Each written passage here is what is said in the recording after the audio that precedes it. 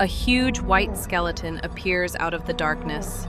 Its mouth is open wide, teeth showing, as if it's ready to bite the people below. This artwork, the haunted old palace at Soma, was created in 1848 by Utagawa Kuniyoshi, a famous artist from the Edo period. It's not just a picture of bones, it's a work that has amazed people for more than 170 years. It mixes real history with ghostly mystery. But behind the skeleton is a story about a loyal daughter, the violent death of her father, and the dangerous pull of dark magic. This is not only a ghost tale, it's a legend full of rebellion, tragedy, and the art of one of Japan's great printmakers.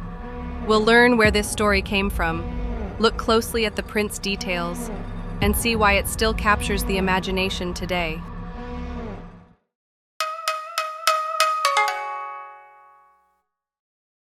Utagawa Kuniyoshi was one of the most important ukiyo-e artists of late Edo Japan. He was best known for his powerful warrior prints and dramatic historical scenes, but he also enjoyed the strange and playful. His art could be fierce, showing great battles, or lighthearted, with cats, jokes, and visual tricks. At that time, the shogunate imposed strict censorship. Direct depictions of actors, courtesans, or political criticism were forbidden. To keep his art alive, Kuniyoshi turned to legends and folklore. Behind warriors, monsters, and even playful cats, he hid satire and clever messages that his audience understood. Through them, he found creative freedom, added hidden messages, and kept his audience fascinated.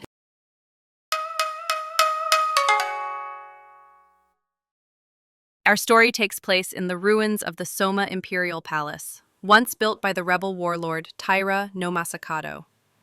After Masakado's defeat in the Great Rebellion of the 10th century, his descendants lived in hiding. But his daughter, Princess Takiyasha, refused to let her father's name vanish. Legends tell that even after his execution, Masakado's head did not decay. His eyes were said to open, glaring with rage, and his spirit became a curse upon the capital. Edo people believed that this vengeful power lingered for centuries. According to popular tales of the Edo period, Takiyasha abandoned life as a nun, mastered sorcery, and plotted revenge. Together with her brother, she sought to raise an army and restore their father's cause. In Utagawa Kuniyoshi's print, the scene comes from a famous novel by Santo Kyoden, Uto Yasukata Chugiden. Here, Takiyasha is confronted by Oya Taro Mitsukuni, a retainer of Minamoto no Yoriyoshi. Mitsukuni has come to crush her ambition before it can take root. At the dramatic moment, Takiyasha chants a spell. From behind a torn curtain, a giant skeleton emerges, its bony hand stretching forward like a claw, its skull looming in the shadows. For the people of Edo, this monster was the perfect image of Masakado's restless spirit, his curse given form.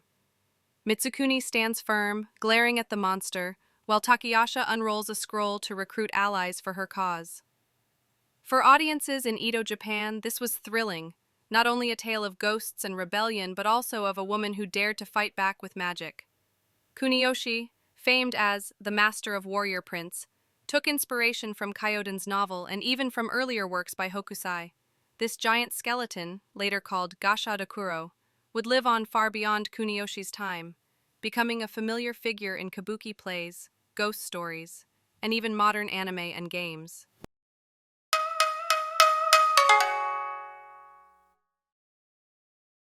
The haunted old palace at Soma is made of 3 wood-block prints placed side by side, called a triptych.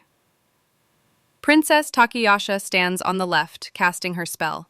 Her robe billows in rich folds, and her gaze is fixed on Mitsukuni in the center. Mitsukuni, sword drawn, is poised to fight. To his side is Aremaru, Takiyasha's retainer, whom Mitsukuni subdues by pressing him down, using the scabbard of his sword to pin him in place. This is where the magic unfolds, in the middle and right panels. The skeleton's huge body cuts across the black background. Kuniyoshi does not show the whole skull, only the top part.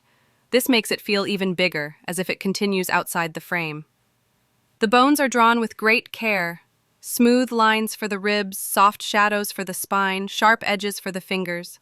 The white stands out against the black, glowing like moonlight. In Edo, Japan, few people ever saw a full human skeleton. That changed with the Kaitai Shinsho of 1774, a Japanese translation of a Dutch anatomy book, complete with detailed bone illustrations. Later works like Aodo Denzen's copperplate prints spread even more precise images of the human body.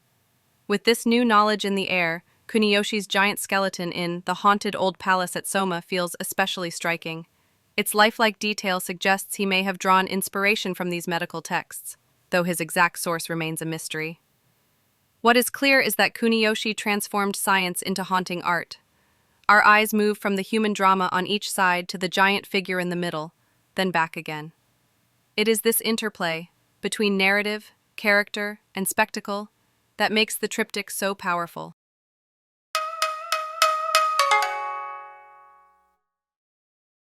In the late Edo period, people loved ghost stories.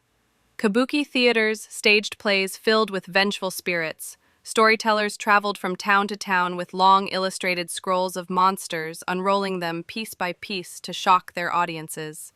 Summer nights were the season for kaidan, ghostly tales told by candlelight when people gathered to feel a chill down their spine. Kuniyoshi knew this atmosphere well. He was not the only artist exploring the eerie. Other ukiyo-e masters, like Katsushika Hokusai and his ghost pictures, or Toriyama Sekien with his famous illustrated yokai books, were feeding the same fascination. But Kuniyoshi gave his monsters a special twist. He rooted them in real history and legend. For Edo viewers, the haunted old palace at Soma wasn't just a spooky image.